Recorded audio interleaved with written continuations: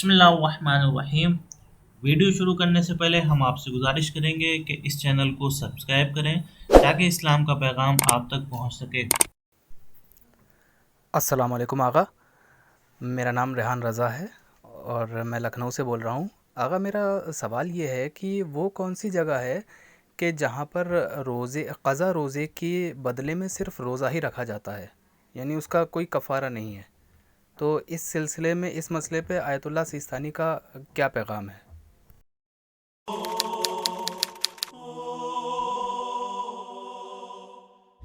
हमारी आज की बहस क़ज़ा रोज़ों के मुताल्लिक़ है कि किस सूरत में सिर्फ़ रोज़े की क़ज़ा वाजिब है, किस सूरत में क़ज़ा और कफ़ारा दोनों वाजिब हैं, किस सूरत में सिर्फ़ क़ज़ा वाजिब है, किस सूरत में ना तो कफ़ारा वाजिब है ना क़ज़ा वाजिब है, किस सूरत में सिर्फ़ एक मुद्द गल्ला दिया जाएगा। ये चंद मवारिद हैं जिनके बारे में बहस करना मुनासिब समझता हूँ। सबसे पहले ये है कि क़ज़ा और कफ़ारा दोनों ही वाजिब होंगे। वो कौन कौन सी सूरतें हैं? पहली सूरत यह है कि जानबूझकर इंसान रोज़ा तर्क कर दे। अगर इंसान ने जानबूझकर रोज़ा तर्क किया है तो उस पर रोज़े की क़ज़ा भी वाजिब है और कफ़ारा भी वाजिब है। दूसरी सूरत क्या है? दूसरी सूरत यह है कि इंसान रोज़ा रख लेता है, उसने सहरी भी खाई, नियत भी की और रोज़ा भी रख लिया, लेकिन दरमियान रोज़ यानी दिन के किसी हिस्से में उसने कोई ऐसा काम अंजाम दिया जो रोज़े को बातिल कर देता है और जानबूझकर उसने ऐसा किया है, तो उस पर रोज़े की क़ज़ा भी वाजिब होगी और कफ़ारा भी वाजिब होगा। अब कहते हैं कफ़ारा क्या है इसका? अगर कोई एक इंसान जानबूझकर रोज़ा छोड़ देता है या तोड़ देता है तो इस सूरत में उसका कफ़ारा क्या होगा? तो कहते हैं कि इसके 3 कफ़ारे हैं।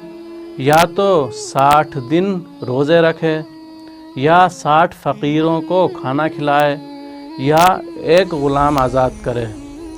तो यहाँ सवाल ये होता है कि जो इंसान एक रोज़े से जान बचाकर भाग रहा है वो 60 रोज़े कैसे रखेगा? एक रोज़ा ही उसके लिए मुश्किल हो रहा था तो 60 रोज़े किस तरह रखेगा? या दूसरा ऑप्शन कि 60 मिस्कीनों को, यतीमों को, गरीबों को, फ़कीरों को खाना खिलाए।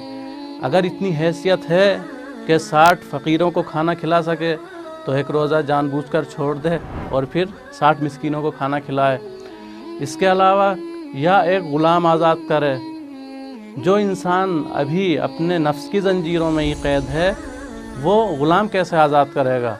तो यहाँ पर लम्हे फ़िक्रिया है कि हम रोज़े को क़ज़ा ही क्यों करें, जानबूझकर क्यों तोड़ें कि ये सब हमें अंजाम देना पड़े कि ग़ुलाम आज़ाद करें या 60 रोज़े रखें। तो अक्ल का तकाज़ा यही है कि जब माह मुबारक और रमज़ान आए तो शुरू से लेकर आखिर तक हम खुदावंद आलम की इताअत करें और पूरे महीने रोज़े रखें। अब एक मोरिद कि जहाँ पर ना तो क़ज़ा है और ना ही कफ़ारा है, वो कौन कौन से मवारिद हैं? वो है कि एक पागल इंसान जो पागल था और पागलपन के दौरान उसके रोज़े क़ज़ा हुए हैं, तो इस सूरत में क्या कहते हैं?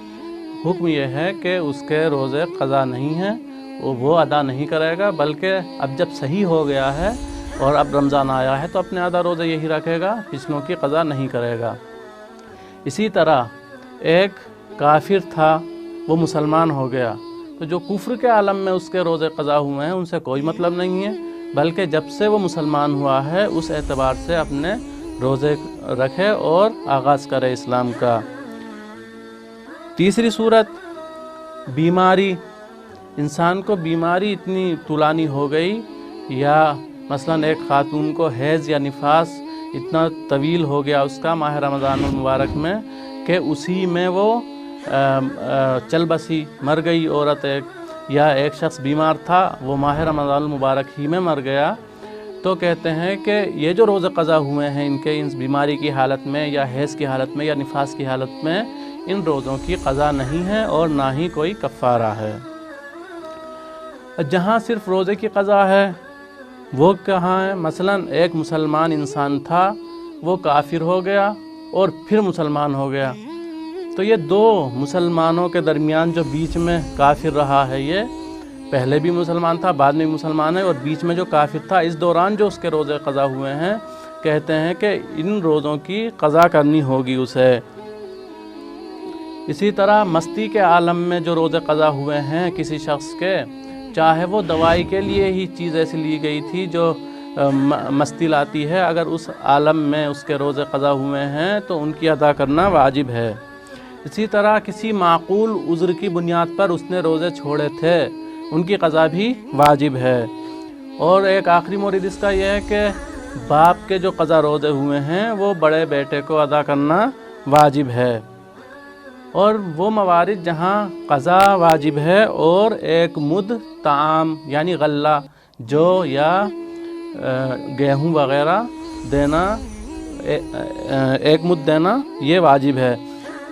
ایک مد کتنا ہوتا ہے؟ ایک مد ہوتا ہے 750 گرام یعنی 3 پاؤ ایک مد ہوتا ہے۔ یہ کب کب دینا رہے گا؟ قضا کے ساتھ روزے کی قضا بھی کرے اور ایک مد غلہ بھی دے۔ وہ یہ ہے کہ مسافرت میں جو روزے قضا ہوئے ہیں تو قضا تو واجب ہے ہی ان کی، لیکن بنا بر احتیاط مستحب ہر روزے کے بدلے ایک مد غلہ بھی دے گا۔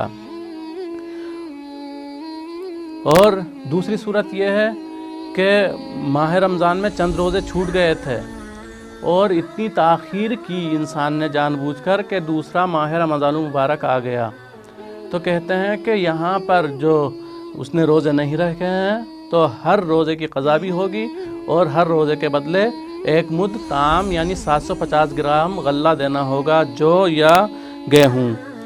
اور وہ موارد کیا ہے کہ جہاں پر صرف ایک مد غلہ دینا ہوگا، روزے کی قضا نہیں ہے، نہ ہی کفارہ ہے، صرف ایک مد غلہ ہے۔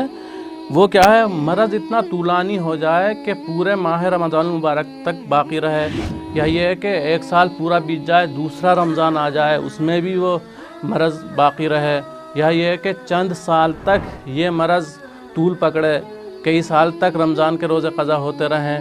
تو کہتے ہیں کہ اگر افاقہ نہیں ہو رہا ہے اسے، تو ہر روزے کے بدلے ایک مد طعام یعنی 750 گرام گیہوں یا جو ہر روزے کے بدلے دینا ہوگا۔ پھر آخری مسئلہ جو اس میں یہ ہے کہ قضا روزوں میں ترتیب واجب نہیں ہے، کہ جس ترتیب سے ہم نے روزے قضا کیے ہیں اسی اعتبار سے ہم ادا کریں، یہ ضروری نہیں ہے۔